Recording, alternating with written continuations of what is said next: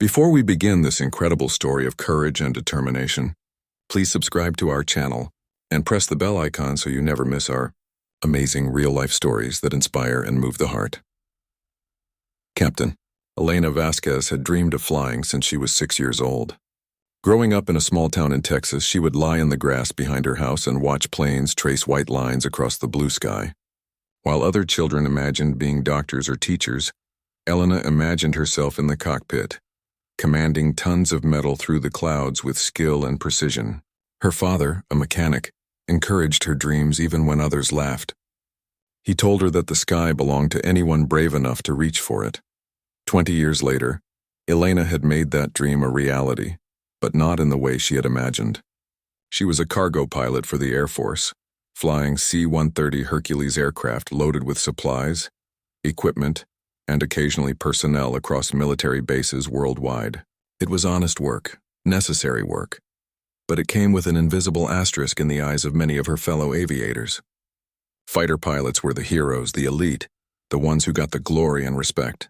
Cargo pilots were seen as truck drivers of the sky, doing necessary but unglamorous work that anyone could do. Elena felt this dismissal constantly, though it was rarely said directly to her face. It was in the way fighter pilots talked past her at briefings, as if her opinion on aviation matters held no weight. It was in the jokes about cargo runs being milk runs that required no real skill. It was in the surprised looks when she demonstrated expert knowledge of aircraft systems or weather patterns. The message was clear. She was just a cargo pilot, and cargo pilots were second-class citizens in the aviation world. The attitude was worse because Elena was a woman. The Air Force had made progress in recent decades, but the culture still carried deep roots of skepticism about female pilots. She had faced doubt and discrimination throughout her training, from instructors who graded her more harshly to classmates who assumed she had been given special treatment to meet diversity quotas. Elena had responded by being better than good. She studied harder, trained longer, and performed with precision that left no room for criticism. But no matter how excellent her record, she could never quite escape the double burden of being dismissed both for what she flew and for who she was. On a humid morning in July, Elena arrived at the airfield for what seemed like a routine cargo mission. She was scheduled to fly a C-130, loaded with medical supplies and equipment from their base in the southern United States to a base in Central America. The mission was straightforward, the weather forecast favorable, and the aircraft had passed all pre-flight inspections. Her co-pilot for this flight was Lieutenant Marcus Reed, a younger pilot with less experience but a good attitude and willingness to learn. As Elena conducted her pre-flight walk-around inspection, examining every panel, hatch, and surface of the massive aircraft, she noticed a group of fighter pilots watching from near their F-16s. One of them made a comment she could not quite hear, but the laughter that followed was unmistakable. She felt the familiar burn of frustration but pushed it aside. She had learned long ago that the best response to disrespect was impeccable performance. Let them laugh at cargo pilots. She would do her job with excellence regardless of their opinions. The C-130 Hercules was a remarkable aircraft, even if others dismissed it as unglamorous.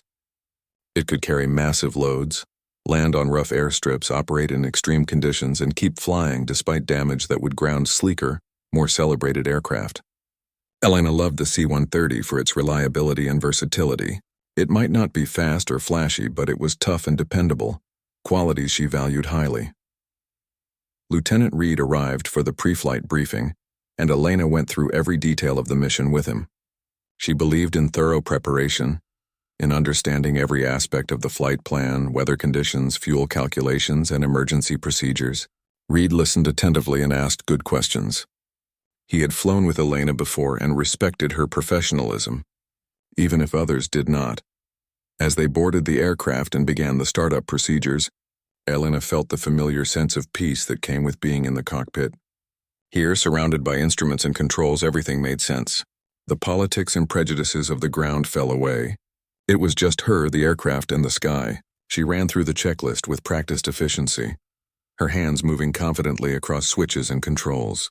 The 4 turboprop engines roared to life one by one, their distinctive sound filling the cabin. The tower cleared them for takeoff, and Elena guided the heavily loaded C-130 down the runway. The aircraft accelerated steadily, and at the precise moment she eased back on the yoke. The Hercules lifted into the air with the grace of something far lighter than its actual weight. Reed handled the radio communications while Elena focused on the climb, adjusting trim and power settings to maintain optimal performance. The flight began smoothly. They climbed to cruising altitude, the landscape shrinking below them into a patchwork of fields and roads. Elena monitored all the instruments constantly, a habit ingrained through years of training and experience. Everything looked normal. Fuel flow was steady. Engines were performing within parameters and all systems showed green. It was shaping up to be exactly the routine cargo run that others assumed required no skill. But Elena never allowed herself to become complacent. She had learned in her training that aviation punished complacency severely. The routine flights were often when problems occurred, because pilots let their guard down.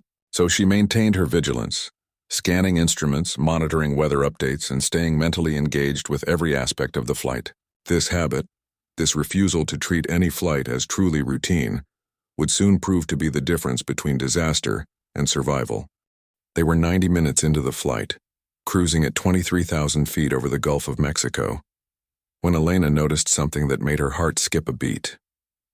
The number 3 engine temperature gauge was climbing slowly but steadily. It was still within acceptable limits, but the trend was wrong. Temperatures should remain stable during cruise, not increase. She tapped the gauge lightly with her finger, checking if it might be a faulty instrument, but the needle continued its upward movement. Elena immediately brought it to Reed's attention and pulled out the emergency procedures manual. They began monitoring the engine more closely, checking oil pressure, fuel flow, and vibration levels. Everything else looked normal, but that temperature kept climbing. Elena made the decision to reduce power on engine 3 slightly, trying to bring the temperature down. It helped, but only temporarily. Within minutes, the temperature was rising again. Then the fire warning light illuminated for engine 3, accompanied by a harsh alarm that filled the cockpit. Reed's eyes widened, but Elena's training took over instantly. She pulled the fire handle for engine 3, shutting off fuel and hydraulics to that engine while simultaneously discharging the first fire suppression bottle. The procedures were automatic, drilled into her through countless hours of simulator training. Her hands moved with precision even as adrenaline flooded her system. The firelight stayed on. Elena waited the required interval and discharged the second fire bottle. Standard procedure called for the fire to be extinguished after the second bottle, but the warning light remained stubbornly illuminated, glaring red in the cockpit. This was not supposed to happen. The fire suppression system was designed to handle engine fires. The fact that it had not worked meant something was seriously wrong. Elena's mind raced through possibilities. An engine fire that would not extinguish could spread to the wing fuel tanks or other critical systems. The C-130 could fly on 3 engines, but not if the fire compromised the wing structure. She needed to get this aircraft on the ground immediately. But they were over water, still 30 minutes from the nearest land. She declared an emergency with air traffic control, her voice calm and professional despite the crisis. The controller immediately cleared all other traffic and began vectoring them toward the nearest suitable airport on the coast. But even as Elena turned the aircraft toward land, new problems emerged. The fire had apparently damaged hydraulic lines because they were losing hydraulic pressure in one of the 3 systems. The C-130 had redundancy built in, but losing one system made everything harder and increased the risk of total hydraulic failure, which would make the aircraft nearly impossible to control. Reed was on the radio coordinating with air traffic control and emergency services, but Elena could see the fear in his eyes. This was beyond anything he had experienced in his relatively short career. She kept her voice steady as she gave him tasks to focus on, knowing that keeping him engaged and purposeful would prevent panic. She needed him functional, not frozen by fear. The aircraft began to handle differently. The fire was clearly affecting more than just the engine. Elena felt sluggishness in the controls that suggested possible damage to flight control surfaces on that side of the aircraft. She compensated with additional aileron input and asymmetric thrust from the remaining engines. Flying the plane was becoming a physical struggle, requiring constant corrections and adjustments. Then smoke began seeping into the cockpit. It was thin at first, barely visible, but it carried the acrid smell of burning materials that should not be burning. Elena and Reed quickly donned their oxygen masks, but the smoke was an ominous sign. It meant the fire was burning through barriers that were supposed to contain it. The aircraft was being consumed from within, and they were still 15 minutes from the coast. Elena made rapid calculations in her head. At their current speed and descent rate, they could reach the airport, but it would be close. Very close. She pushed the 3 remaining engines harder, trading fuel efficiency for speed. Nothing mattered except getting this aircraft and its crew on the ground before the fire caused catastrophic structural failure or filled the cockpit with smoke so thick they could not see the instruments. Air traffic control informed them that emergency vehicles were standing by at the coastal airport. Fire trucks, ambulances, and crash rescue teams were positioning themselves along the runway. The controller's voice carried tension that professional training could not quite hide. Everyone monitoring this emergency understood how serious it was. Engine fires that would not extinguish rarely had happy endings. The smoke in the cockpit was getting thicker despite their oxygen masks. Elena's eyes watered and stung. She could barely see the instruments through the haze. Reed was coughing even with his mask on. The fire had clearly breached the firewall completely and was now consuming internal components of the aircraft. Warning lights were illuminating across the panel as systems began failing one by one. Electrical, hydraulic, and pneumatic systems all showing problems now. Elena fought to maintain control as the aircraft became increasingly difficult to handle. The fire damage was affecting the wing structure, making the plane want to roll to the right. She had to hold constant left aileron pressure to keep the wings level. Her arms were beginning to ache from the physical effort. The C-130 was a large aircraft, and without full hydraulic assistance, the controls required significant force to move. They crossed the coastline with the airport still 10 miles ahead. Elena could see land below them now, which was both reassuring and terrifying. Reassuring because they were no longer over water. Terrifying because if they crashed now, it would be into populated areas. She maintained her focus on flying the aircraft, on coaxing every bit of performance from the wounded machine, on keeping them in the air just a few more minutes. Reed spotted the airport first through a gap in the smoke. Elena adjusted their course slightly, lining up for a straight-in approach to the longest runway. There was no time for a proper traffic pattern or a gentle descent. This would be a steep, fast approach, barely controlled. A race between getting on the ground and the aircraft breaking apart in the air. She called for the landing checklist and Reed worked through it as quickly as possible. Though several items could not be completed because the systems no longer worked. The airport was now visible ahead. The runway, a long strip of concrete that represented salvation if they could reach it. Emergency vehicles lined both sides, their lights flashing. Elena focused all her attention on that runway, blocking out everything else. The smoke, the warning lights, the screaming alarms, the fear, all of it faded into background noise. There was only the runway and the desperate need to reach it before the aircraft gave up its fight to stay airborne. Elena brought the C-130 in fast and steep, far exceeding normal approach speeds and descent rates. The aircraft was shaking now, vibrations suggesting structural damage from the fire. She could feel through the controls that parts of the plane were failing, that she was flying something that was more held together by momentum and willpower than by intact engineering. The runway was coming up fast and she needed to get this plane on the ground on the first attempt, because there would be no second chance. The touchdown was hard, much harder than any landing Elena had ever made. The wheels hit the concrete with tremendous force, and the entire aircraft bounced back into the air momentarily before slamming down again. Elena immediately deployed the thrust reversers on the 3 working engines and stood on the brakes with all her strength. The C-130 shuddered and groaned as it decelerated, eating up runway at an alarming rate despite maximum braking. They were slowing, but not fast enough. The end of the runway was approaching and they were still moving too fast. Elena could see the overrun area beyond the concrete, then the fence, then the terrain beyond that. If they did not stop before running out of runway, the damaged aircraft would likely break apart when it hit the uneven ground. She pressed the brakes even harder, feeling the pedals nearly reach the floor. The anti-skid system was barely functional due to hydraulic damage, and she could feel the wheels starting to skid. At what seemed like the last possible moment, the C-130 finally stopped. They were still on the concrete, but barely. Elena sat there for a moment, hands still gripping the controls, breathing hard into her oxygen mask. They had made it. Against incredible odds, she had gotten them down alive, but there was no time for relief. The fire was still burning and they needed to evacuate immediately. She shut down the remaining engines and activated the emergency evacuation procedures. Reed was already moving toward the cockpit door and Elena was right behind him. But as they reached the door, a new problem emerged. The fire had warped the door frame and the door would not open. They pushed together, but it would not budge. Smoke was filling the cockpit rapidly now, thick and black and toxic even with their oxygen masks. They were trapped in a burning aircraft. Elena forced herself to think clearly despite rising panic. There had to be another way out. The cockpit emergency escape hatch above their heads. She reached up and pulled the emergency release. The hatch flew open with a bang and fresh air rushed in, briefly clearing some of the smoke. She boosted Reed up through the opening first, then pulled herself up and out onto the top of the fuselage. Outside, the scene was chaotic but organized. Fire trucks were already spraying foam on the burning engine and wing section. Emergency personnel were running toward the aircraft with ladders. Elena and Reed scrambled across the top of the fuselage away from the fire, and firefighters helped them down to the ground.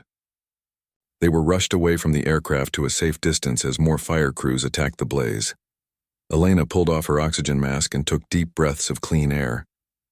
Her hands were shaking now that the immediate crisis was over. Reed was beside her, coughing and pale but alive. They had both survived, and the aircraft had been saved from total destruction. The fire crews would get the fire under control. The C-130 was badly damaged, but it had not exploded or broken apart. Elena felt overwhelming relief mixed with exhaustion, but there was no time to rest. The base commander arrived within minutes, along with a team of investigators who needed immediate statements about what had happened.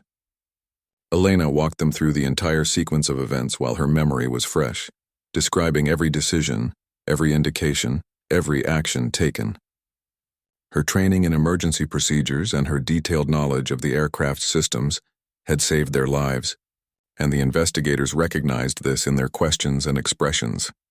As the adrenaline began to fade, Elena felt the full weight of what they had just survived. Engine fires were rare but not unheard of. Engine fires that would not extinguish were much more serious. Flying a burning aircraft to a safe landing while losing multiple systems and fighting smoke-filled cockpit was the kind of emergency that many pilots never survived. She had not just survived it. She had handled it with skill and precision that brought everyone home alive. Word of the emergency landing spread quickly through the military aviation community. By that evening, Elena's phone was buzzing with messages from fellow pilots expressing relief that she and Reed were safe and admiration for her handling of the crisis. But she also noticed something else in some of the messages, a tone of surprise that seemed to say they had not expected a cargo pilot, especially a female cargo pilot, to demonstrate such skill under pressure. The next morning, Elena reported to the base commander's office as requested. She expected a routine debriefing, but instead found a room full of senior officers, including the wing commander. They stood when she entered, which was unusual, and the base commander asked her to sit down. What followed was extraordinary. The commander praised her airmanship, her decision-making under pressure, and her knowledge of aircraft systems that had allowed her to diagnose and respond to a complex emergency in real time. The wing commander added that the investigation team had already determined that the fire had been caused by a catastrophic failure of internal engine components, a rare occurrence that sent metal fragments through the engine casing and ignited hydraulic fluid. The damage was extensive, and the fact that Elena had maintained control of the aircraft long enough to reach the airport was being called remarkable by experienced accident investigators. Most pilots, he said, would not have managed it. Elena accepted the praise gracefully but felt uncomfortable with the attention. She had done her job, done what she was trained to do. The fact that others seemed surprised by her competence bothered her, though she tried not to show it. She had been proving herself her entire career, and apparently one emergency landing, as dramatic as it was, had earned her more respect than years of flawless routine flights. But as she left the commander's office, Elena realized something important. The dismissive attitudes she had faced, the assumptions about cargo pilots being less skilled, the doubts about female aviators, all of these were based on ignorance and prejudice rather than facts. She had just demonstrated what real airmanship looked like, and she had done it flying the aircraft that others dismissed as unglamorous. The C-130 had proven its toughness by staying in the air despite catastrophic damage. and she had proven her skill by bringing it home.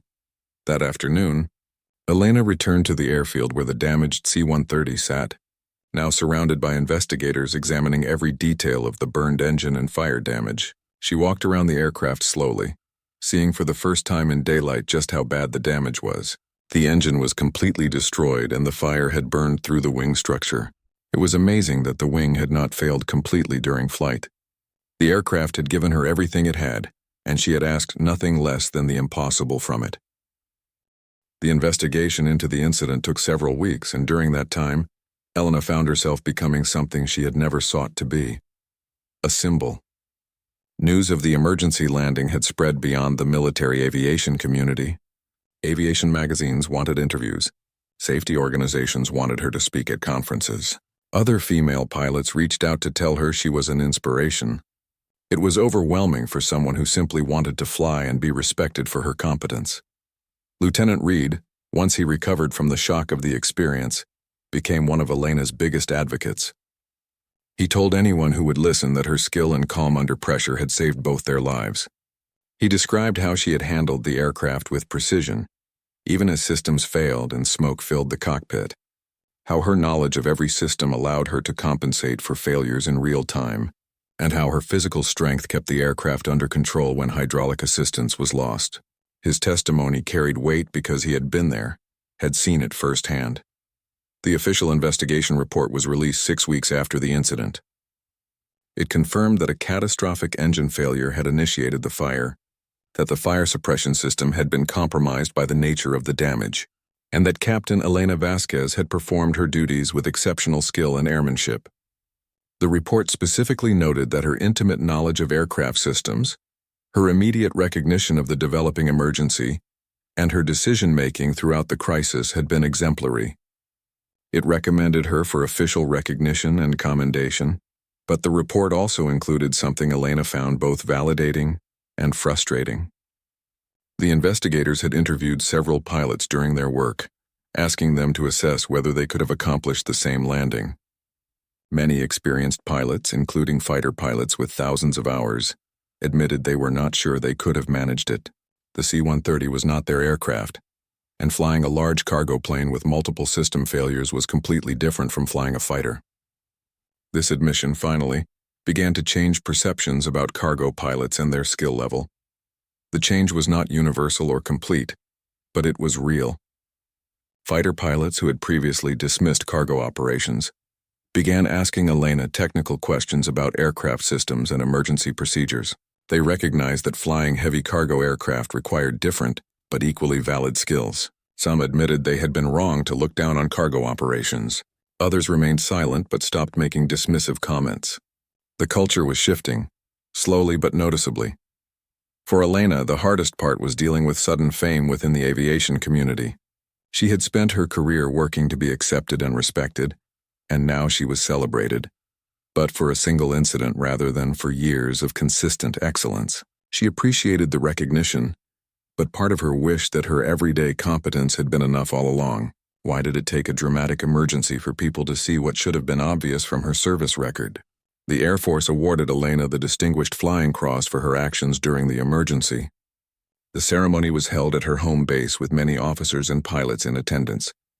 As the medal was pinned to her uniform, Elena felt a complex mix of emotions: pride in the recognition, satisfaction that her skills had been validated, but also sadness that so many other competent pilots, especially women and those in unglamorous roles, continued to be dismissed and underestimated simply because they had not yet had a dramatic moment to prove themselves.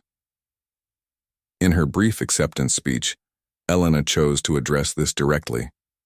She thanked those who had trained her and supported her career, but she also spoke about the countless skilled pilots who flew cargo, tankers, and transport missions every day without recognition. She pointed out that the skills she had used to save the C-130 were not unique to her, but were possessed by many pilots who would never get the chance to demonstrate them so dramatically. She asked the aviation community to respect all pilots for their skills and dedication, not just for their aircraft type or their most dramatic moments. The speech made some people uncomfortable, which was exactly what Elena intended. She was not going to let this moment be only about her. She would use whatever platform she had been given to advocate for fairness and respect for all aviators.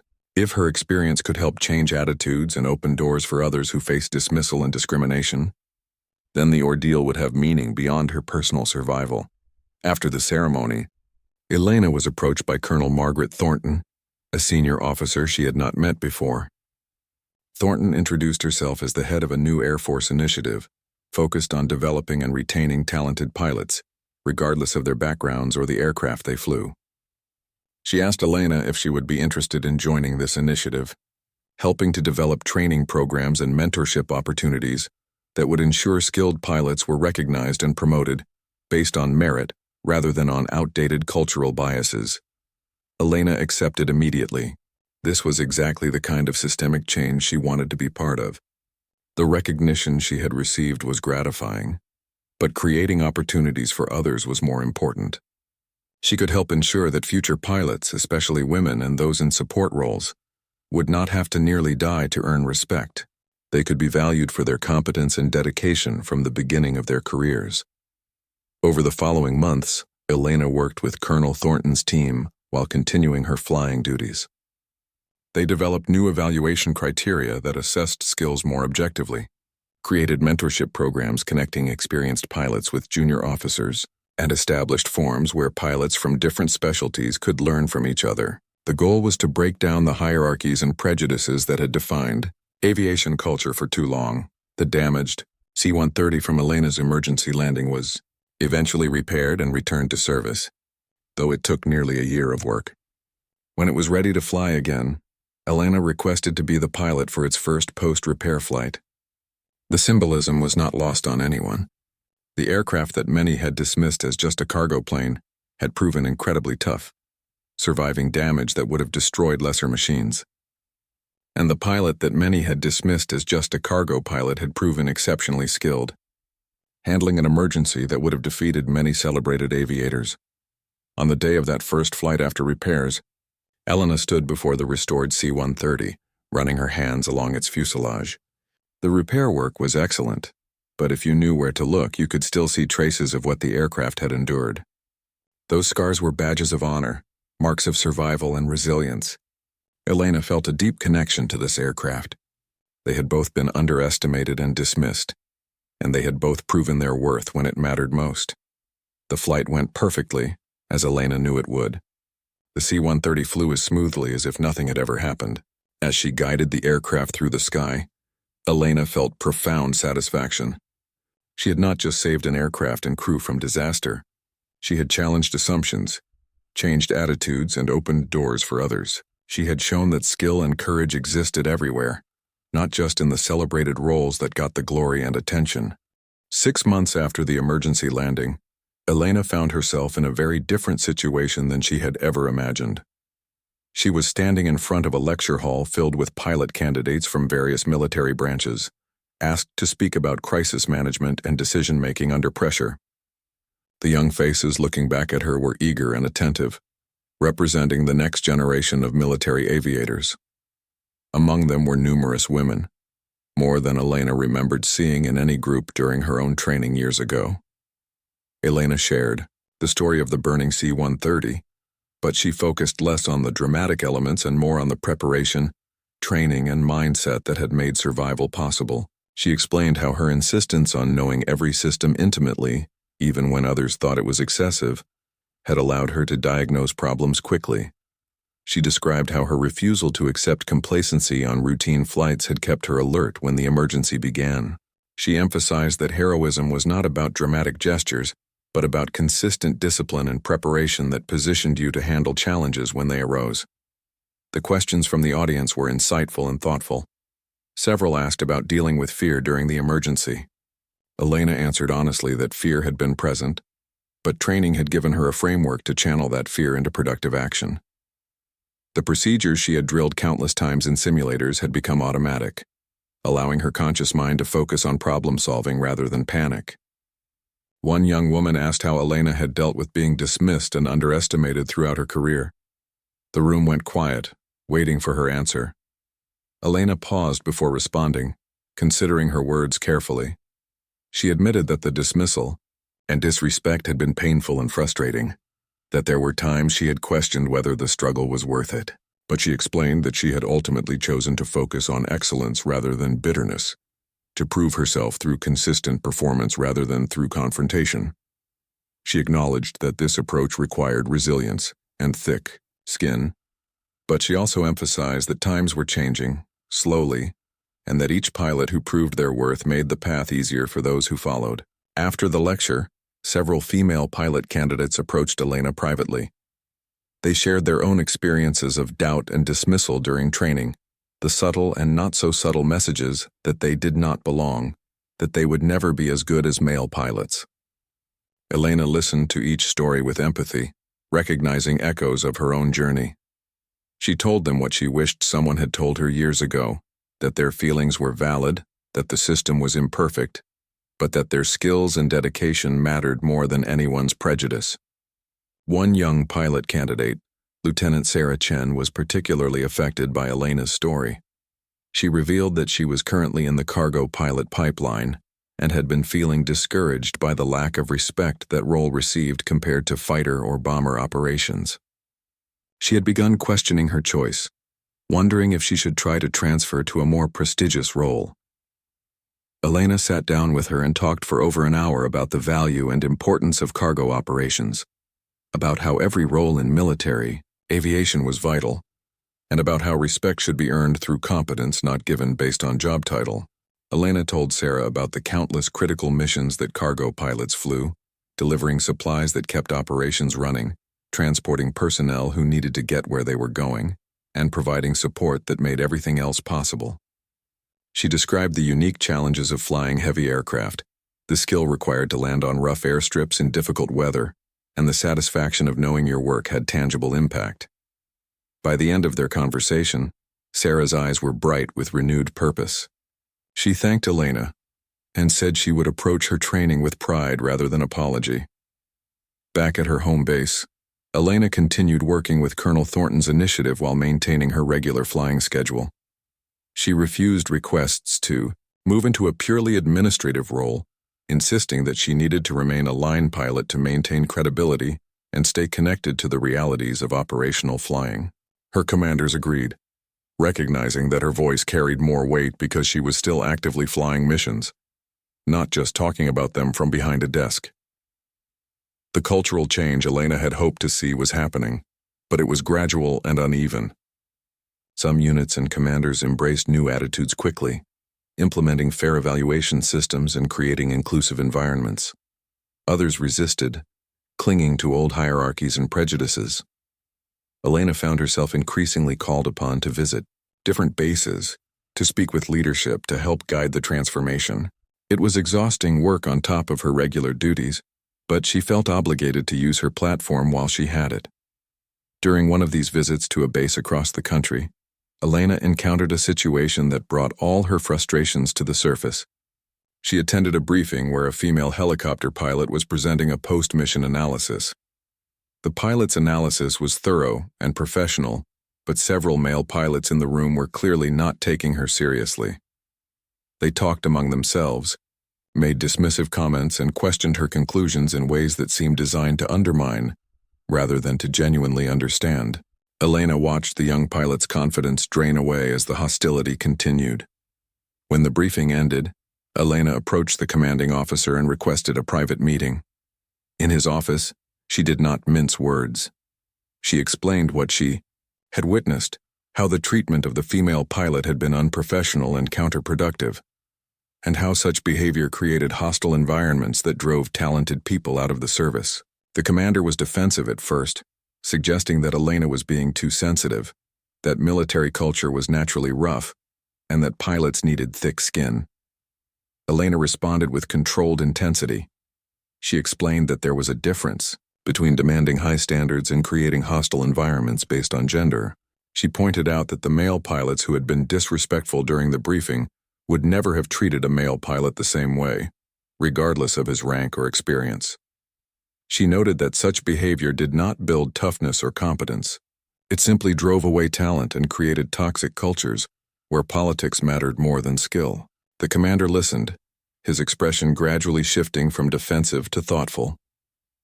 By the end of their conversation, the commander admitted he had not recognized the problem for what it was. He had dismissed such incidents as normal military banter without seeing the pattern of disrespect directed specifically at female personnel. Elena left him with resources from Colonel Thornton's initiative and a request that he take concrete action to address the culture in his units. She did not know if her words would result in real change, but she had planted a seed, and that was all she could do. Flying home that evening, Elena reflected on how far she had come and how far military aviation still had to go. Her emergency landing had given her a platform, but using that platform effectively was proving to be a different kind of challenge than flying a burning aircraft. There were no clear procedures for changing institutional culture, no emergency checklist for addressing deep-rooted prejudice. It required patience, persistence, and a willingness to have difficult conversations repeatedly. Yet Elena felt hopeful. She saw change happening in small ways, more women entering aviation roles, more commanders taking harassment seriously, more pilots from different specialties respecting each other's skills. The younger generation seemed more open-minded, less bound by the old hierarchies and prejudices.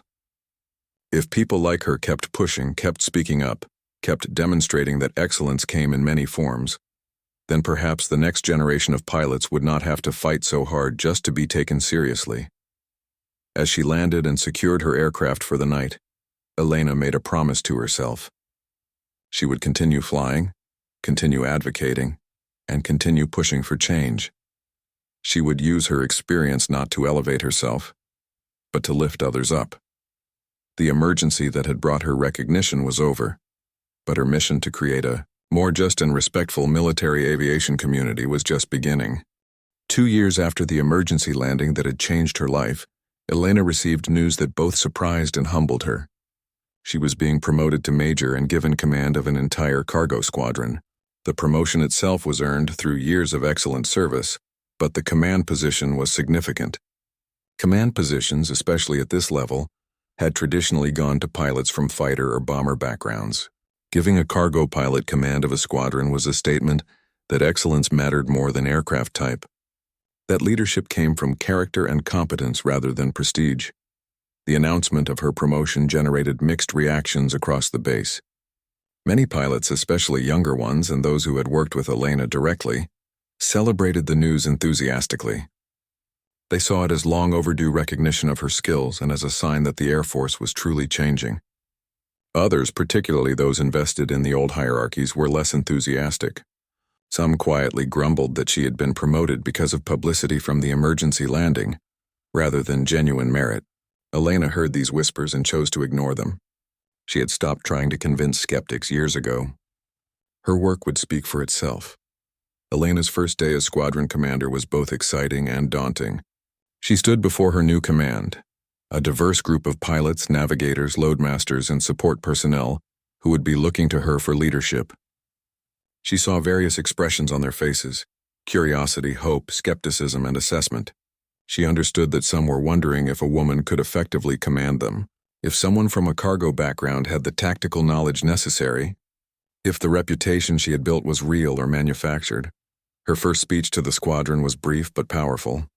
She acknowledged the skeptics directly, saying she knew some people doubted her qualifications and that she welcomed their scrutiny. She promised that her leadership would be based on competence, fairness, and respect for every person's role in the mission.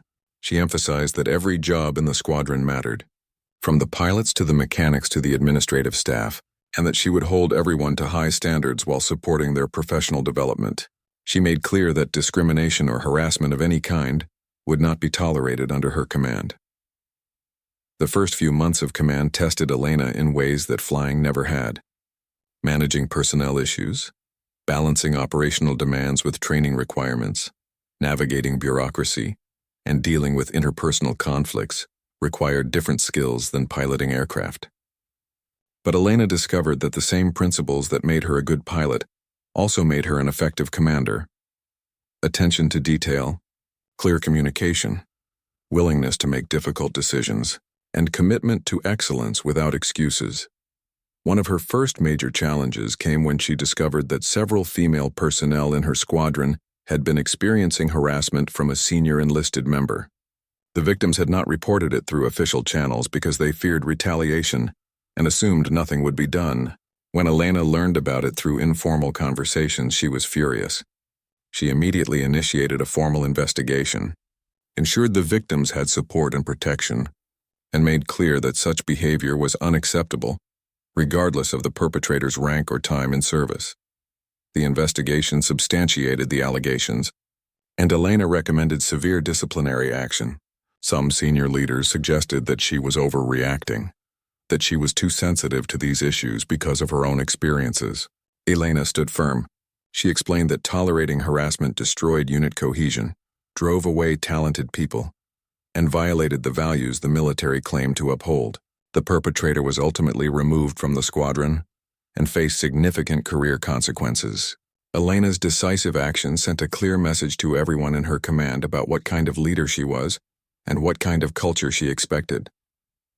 Under Elena's leadership, the squadron's performance improved measurably. Mission success rates increased, maintenance issues decreased, and personnel retention went up. Exit interviews revealed that people felt respected and valued, that they believed their contributions mattered, and that they trusted their leadership to address problems fairly. The squadron developed a reputation as one of the best assignments in the command, a place where people could do their jobs excellently without navigating toxic personalities or discriminatory attitudes. Elena continued flying regularly, refusing to let command duties keep her grounded. She believed that maintaining her proficiency and experiencing the same challenges as her pilots was essential for credible leadership. During one of these flights, she was paired with a young pilot fresh out of training, Lieutenant Jessica Rivera. Rivera was nervous flying with the squadron commander on only her third operational mission. Elena put her at ease with calm professionalism and used the flight as a teaching opportunity, explaining decision-making processes and sharing insights from her years of experience. At one point during the flight, Rivera gathered courage to ask Elena about the emergency landing that had made her famous. Elena described it factually without drama or self-aggrandizement. But she emphasized that the emergency was not what defined her career or her worth as a pilot. What mattered more were the thousands of routine flights where she had been professional and competent, the years of studying and training, the commitment to continuous improvement.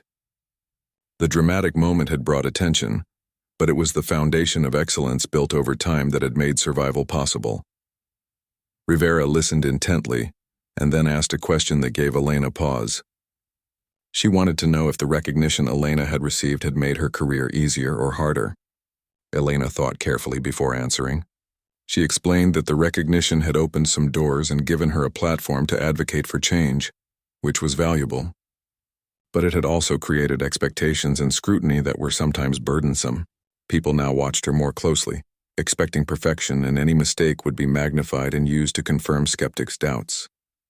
The pressure was intense. But Elena had learned to focus on doing her job excellently, rather than worrying about everyone's opinions. The conversation with Rivera reminded Elena of how much had changed since she first joined the Air Force. Young, female pilots like Rivera still faced challenges and doubts, but the environment was noticeably different. There were more women in aviation roles, more commanders who took discrimination seriously, more systems in place to address problems. The progress was real, even if incomplete. Elena felt gratified knowing that her experiences and advocacy had contributed to making the path slightly easier for the next generation. As Elena's command tour progressed, she received another unexpected opportunity. The Air Force was developing a new training program for squadron commanders that would emphasize inclusive leadership, effective crisis management, and building positive organizational cultures. They wanted Elena to help design and teach parts of the curriculum. She would be sharing her experiences with future commanders across all aircraft types, potentially influencing leadership approaches throughout the Air Force. Elena accepted the role enthusiastically. This was exactly the kind of systemic impact she had hoped to have. Training future commanders to value all their personnel, to recognize talent regardless of background, and to create environments where everyone could excel, would have ripple effects far beyond anything she could accomplish in a single squadron. The emergency landing had given her credibility, but this was how she would use that credibility to create lasting change. During one of the training sessions she helped develop, Elena showed video of her damaged C-130 after the emergency landing. She pointed out the extensive damage, the burned engine, the compromised wing structure. Then she asked the commanders in training a simple question. What does this aircraft represent to you? Some answered that it represented survival. Others said resilience. Elena nodded and then shared her perspective. The aircraft represented the importance of not underestimating anything or anyone based on appearances or assumptions. She explained that many people had dismissed the C-130 as just a cargo plane, unglamorous and unremarkable, but when tested under extreme conditions it had proven incredibly tough and capable. Similarly, many people had dismissed her as just a cargo pilot, as someone whose skills were adequate but not exceptional, but when faced with a genuine emergency, she had demonstrated airmanship that even experienced fighter pilots respected. The lesson, she emphasized, was that leaders must judge based on performance and capability, not on superficial characteristics or cultural biases. The training program received excellent feedback, and Elena found herself increasingly in demand as a speaker and advisor on leadership issues. She remained committed to her squadron command duties, but she also recognized that her influence was expanding beyond her immediate unit. She was becoming part of a broader movement within the military to modernize culture, to create more inclusive and effective organizations, and to ensure that talent was recognized and developed regardless of traditional hierarchies. One evening, Elena returned home to find a letter waiting for her. It was from Sarah Chen, the young pilot candidate she had spoken with 2 years earlier who had been discouraged about becoming a cargo pilot. The letter was filled with excitement and gratitude. Sarah had just completed her training and received her first operational assignment. She wrote that Elena's encouragement had changed her perspective completely, that she now felt proud of her role and confident in her abilities. She thanked Elena for being an inspiration and a role model, for showing her that excellence and fulfillment were not determined by which aircraft you flew, but by how well you flew it, and how you carried yourself as a professional. Elena read the letter several times, feeling emotions well up that she had not expected. This was what mattered, not the medal or the recognition or the promotion, but the impact on individuals who needed encouragement and guidance. Sarah was one of many young pilots whose careers had been influenced by Elena's example and advocacy. Each one represented a victory against the prejudices and limitations that had constrained previous generations. As Elena prepared for bed that night, she reflected on her journey from that little girl lying in the grass watching planes to her current role as a squadron commander and leader in organizational change. The path had been difficult, filled with obstacles and disappointments, moments of doubt and frustration. She had been dismissed, underestimated, and disrespected countless times. But she had persisted, had proven herself repeatedly, and had ultimately used her success to make things better for others. The burning C-130 had been a defining moment, but Elena now understood it was not the moment that defined her. What defined her was the consistent choice to be excellent, to maintain integrity, to treat others with respect, and to fight for justice even when it was difficult. The emergency landing had revealed her character under pressure, but that character had been built through years of deliberate choices and unwavering commitment to her values. She thought about all the cargo pilots, past and present, who had flown critical missions without recognition or glory. She thought about all the women in aviation who had faced discrimination and doubt. She thought about everyone who had been dismissed because they did not fit traditional molds of what leaders or heroes were supposed to look like. They all deserved to be valued for their contributions, for their skills, for their dedication to service. Elena turned off the light and closed her eyes, feeling at peace. Tomorrow she would continue the work, flying missions, leading her squadron, training future commanders, and advocating for change. The skeptics who had dismissed her as just a cargo pilot had been proven wrong in the most dramatic way possible. But more importantly, they were being proven wrong every single day through her consistent leadership and the success of her squadron. She had saved a burning C-130 by herself, but her greater achievement was helping to transform a culture that had dismissed and undervalued so many talented people for so long. That was the legacy Elena was most proud of, and that was the work she would continue for as long as she wore the uniform.